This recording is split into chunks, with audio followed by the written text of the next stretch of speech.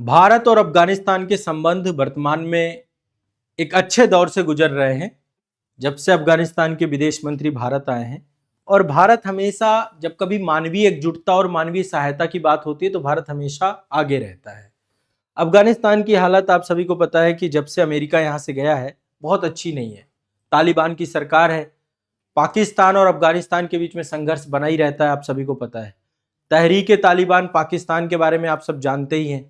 अभी लगातार जो है पाकिस्तान के द्वारा यहाँ पे हमले भी अफगानिस्तान में किए जा रहे हैं।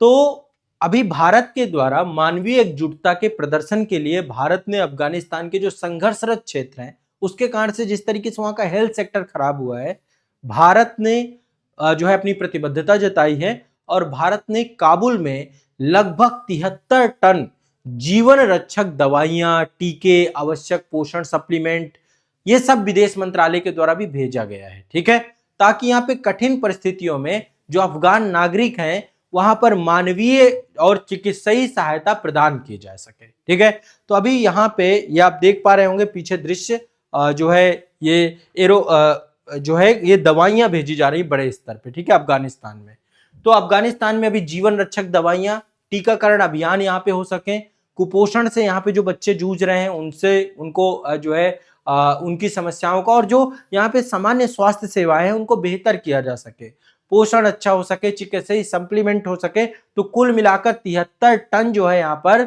आपका मेडिकल कंसाइनमेंट अभी हाल ही के वर्षों में अफगानिस्तान में भेजा गया है। ठीक है, मानवीय सहायता के तौर पे आप इसे देख सकते हैं। अब एक बार यदि आप देखें भारत और अफगानिस्तान दोनों के रिश्तों के बारे में देखें, बीच में जो है रिश्ते थोड़ा सा जब से तालिबानी सरकार आई थी, लेकिन अभी फिर से भारत लंबे समय से अफगानिस्तान में जो भी डेवलपमेंट हो रहा है उसका भागीदार रहा है। हमने यहाँ पे इंफ्रास्ट्रक्चर के क्षेत्र में, शिक्षा के क्षेत्र में, ऊर्जा के क्षेत्र में, स्वास्थ्य के क्षेत्र में विभिन्न परियोजनाओं के जरिए 2021 के बाद से जब से यहाँ से राजनीतिक परिवर्तन हुआ, थोड़ा सा बुनियादी सेवाओं में जो पहुंच थी वो प्रभावित हुई, लेकिन भारत ने अब मानवीय सहायता की तरफ अपना ध्यान बढ़ाया है। यहाँ पे भारत ने पिछले 2 वर्षों में गेहूं की आपूर्ति की, हमने वैक्सीन और दवाइयां बड़े स्तर पर भेजी, यहाँ पे जो छात्र और पेशेवर है उनको छात्रवृत्ति और प्रशिक्षण कार्यक्रम दिए और लगातार मेडिकल सहायता हम यहाँ पे पहुंचा रहे हैं। तो अभी एक मानवीय सहयोग के तौर पे इसको देख सकते हैं, क्षेत्रीय कूटनीति के तौर पे आप देख सकते हैं कि दक्षिण भारत में भारत की छवि एक विश्वसनीय देश के तौर पे, एक संवेदनशील साझेदार के तौर पे, जब भी कोई देश संकट में आता है भारत खड़ा हो जाता है। कोविड-19 हो, कहीं पे भूकंप आपदा हो, कहीं पे किसी तरीके से युद्ध जनित परिस्थितियां हो, भारत हर जगह सबसे पहले मिलेगा मानवीय सहायता के मामले में। दूसरा, हमारा जो सॉफ्ट पावर डिप्लोमेसी है वो अपने आप में हमेशा भारत मानवीय सहायता के माध्यम से अपनी शांति प्रधान जो हमारी पहचान है, सहयोगात्मक विदेश नीति को आगे बढ़ाने का जो हमारा उद्देश्य है उसको लेकर चलते हैं। और हमारा जो पीपल टू पीपल कनेक्शन है, दो लोगों के बीच में विश्वास बहाली करना, सद्भाव बढ़ाना, दीर्घकालिक जो हमारी एक दोस्ती का जो प्रतीक है, उन सब के तौर पे आप इसे देख सकते हैं। ठीक है, तो काबुल में हाल ही में 73 टन दवाइयां, वैक्सीन और मेडिकल सप्लाई जो की गई है उससे भारत सरकार का विदेश मंत्रालय के द्वारा किया गया है अफगानिस्तान में सार्वजनिक स्वास्थ्य जरूरतों को, वहां के मानवीय समर्थन को बेहतर करने के लिए ये हमारा प्रयास है। हमने लगातार यहाँ पे खाद्य सुरक्षा को लेकर, मेडिकल इमरजेंसी को लेकर, इन सब को लेकर काम किया है और आगे भी हम कंटिन्यूअस करते रहेंगे, उस दिशा में हम आगे बढ़ रहे हैं। ठीक है, तो ये अफगानिस्तान को लेकर एक जानकारी थी। अफगानिस्तान लंबे समय से पाकिस्तान के साथ युद्धरत है, पाकिस्तान यहां पर लगातार हमले कर रहा है, तहरीक तालिबान पाकिस्तान को समर्थन करने के दृष्टिकोण से कर रहा है।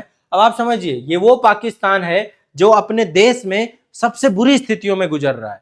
यहाँ के प्रधानमंत्री को जेल में मार दिया जा रहा है, यहाँ पे जो है खाद्य सुरक्षा है, यहाँ के लोगों की आर्थिक चुनौतियां बड़े स्तर की हैं, यहाँ पे जो है अभी ये बलूचिस्तान वाले क्षेत्र में गृह युद्ध जैसे हालात हैं, सिंध अलग होना चाहता है, यहाँ पे पीओके में लगातार आतंकी गुटों को यहाँ पे प्रशिक्षण दिया जा रहा है। भारत में जाकर के एक जो स्टेट स्पॉन्सर्ड आतंकवाद है, चाहे कश्मीर को अस्थिर करना हो, दिल्ली में ब्लास्ट कराना हो, इन सब नामों में पाकिस्तान अग्रणी है। तो पाकिस्तान बहुत ही असफल राष्ट्र के तौर पे है, पाकिस्तान एक विश्वासघाती देश के तौर पे है।